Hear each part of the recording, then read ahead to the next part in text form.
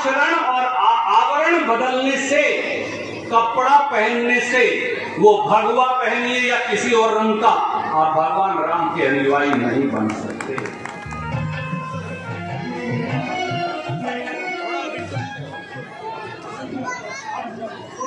बहुत ही सम्मान के योग्य मंचासीन चौधरी भजेंद्र सिंह सुरजेवाला जी, चौधरी जगरूप सिंह सुरजेवाला जी, इस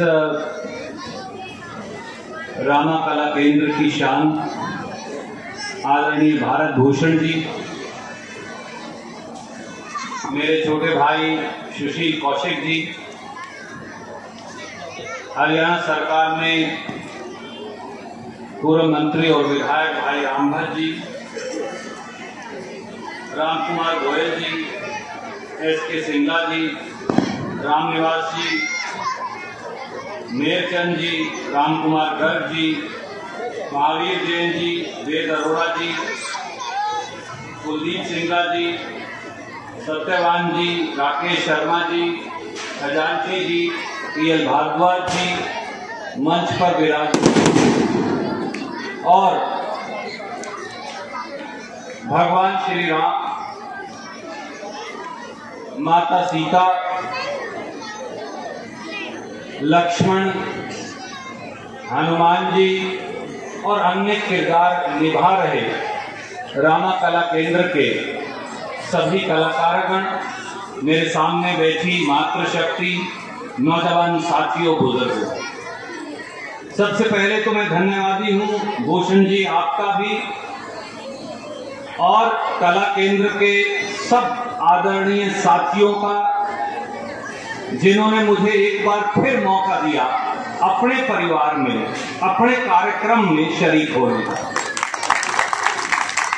आप 2011 की बात कर रहे थे, पर सच्चाई ये है कि ये जो बालक मेरे सामने बैठे हैं, जब से आदर्श बाल मंदिर और आर्या हायर सेकेंडरी स्कूल में पढ़ते थे, तब से मंडी के अंदर जो अपनी यही रामलीला होती थी, उसकी दर्शक दीर्घा में बैठकर घर से अपना एक कंबल या खेस साथ लेकर, अब तो मौसम बदल गया तो सर्दी नहीं होती, उन दिनों में तो अच्छी ठंड हुआ करती थी, और तब से और आज तक जीवन में इस कला केंद्र के अंदर एक सदस्य, कार्यकारिणी के सदस्य के तौर पर लाला लक्ष्मण देव जी ने इसका संचालन किया, मित्तल साहब ने इसका संचालन किया, वर्षों तक हनुमान की भूमिका निभाई, और न जाने हमारे कितने बुजुर्गों ने इस कला केंद्र के माध्यम से भगवान राम, माता सीता और वो महर्षि वाल्मीकि जी की रामायण, जो जीवन का यथार्थ हम सबको प्रदर्शित करती है, कथा के माध्यम से जो सत्य के दर्शन हमें करवाती है, जो आचरण की मापदंड निर्धारित करती है समाज में, उस महर्षि वाल्मीकि जी की रामायण की जो कला है, उसका दर्शन करने का पूरी जिंदगी से मौका मिला। मैं लंबी तकरीर नहीं करूंगा, क्योंकि आप आज रावण वध और उसके बाद पुतला दहन के लिए सारे बच्चे, मेरी माताएं, बुजुर्ग, नौजवान आए, पर 2 मिनट जरूर लूंगा।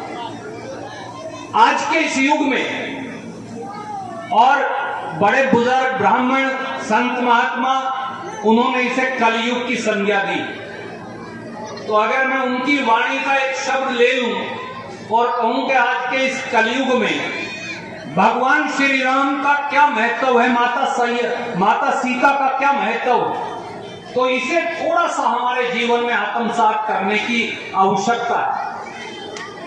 भगवान श्री राम का नाम लेकर जयकारा तो हम लगाते हैं, जय जय सिया राम भी हम सब कहते, जय श्री राम भी हम सब कहते, पर 2 बातें जानना जरूरी। भगवान श्री राम, जिन्हें मर्यादा पुरुषोत्तम की संज्ञा दी गई, हमारे 36 करोड़ देवी देवताओं में केवल भगवान राम को ही मर्यादा पुरुषोत्तम कहा गया। कौन थे राम? क्या थे राम? किसके थे राम? कैसे थे राम?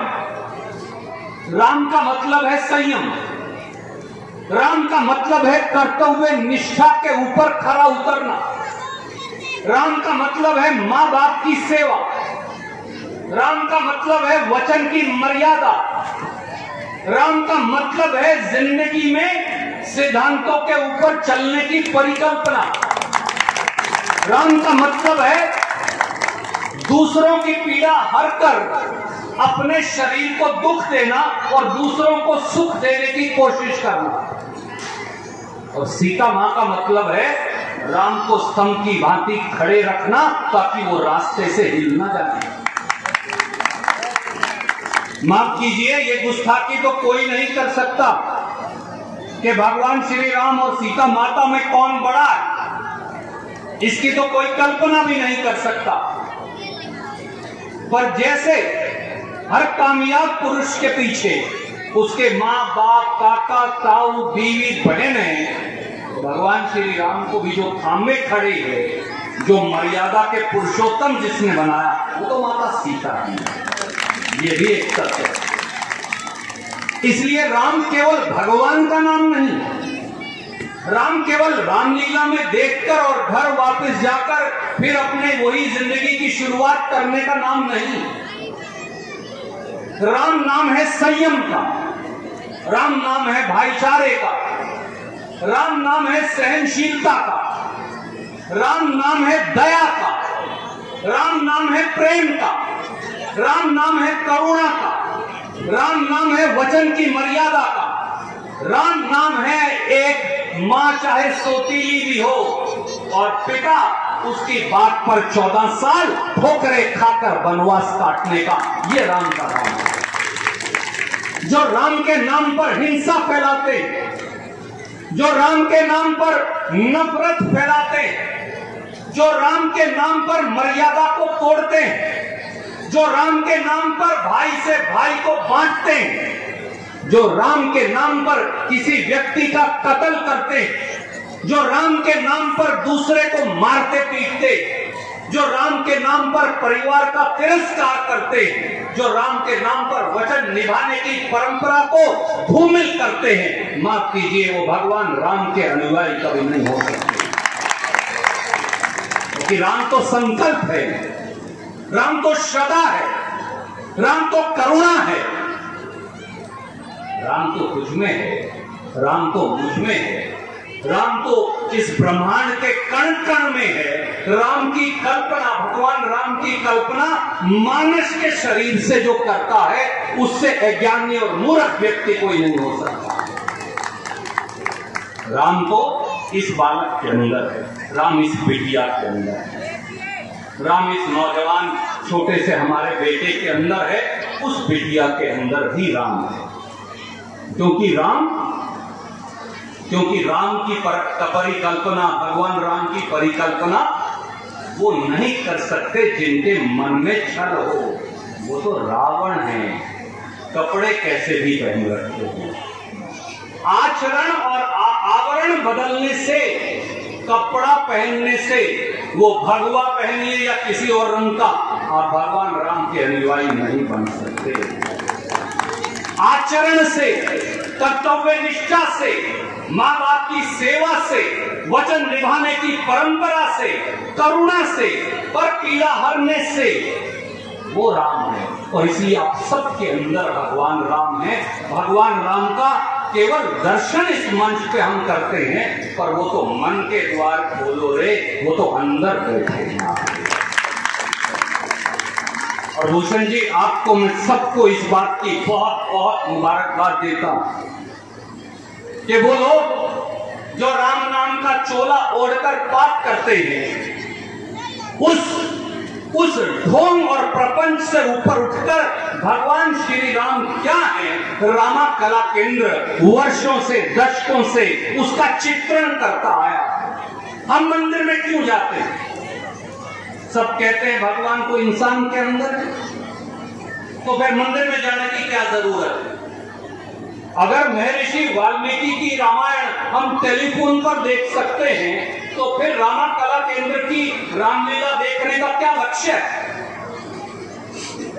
कोई बाबा केदारनाथ जाता है, कोई बद्रीनाथ जाता है, कोई माता वैष्णो देवी जाता है, कोई अयोध्या भगवान श्री राम के मंदिर में जाता है, कोई कृष्ण जी के दर्शन करने जाता है, कोई मथुरा जाता है, कोई सहलासर जाता है। क्यों? इसलिए कि मंदिर माध्यम है एकाग्र मन लगाकर भगवान से जुड़ने का।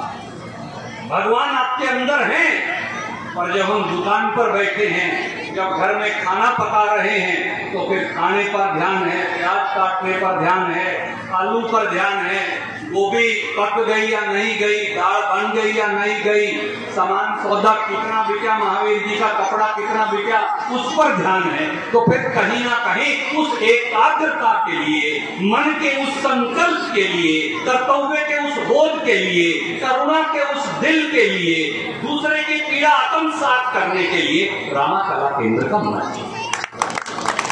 और यही भगवान राम का चित्रण है। और भगवान राम को जब याद करें तो भूलिए मत, भगवान राम इसलिए है कि माता सीता उनके साथ है, लक्ष्मण उनके साथ है, हनुमान उनके साथ है, सुग्रीव उनके साथ है, विभीषण उनके साथ है। भगवान श्री राम को ये सब मिलकर राम बनाते हैं।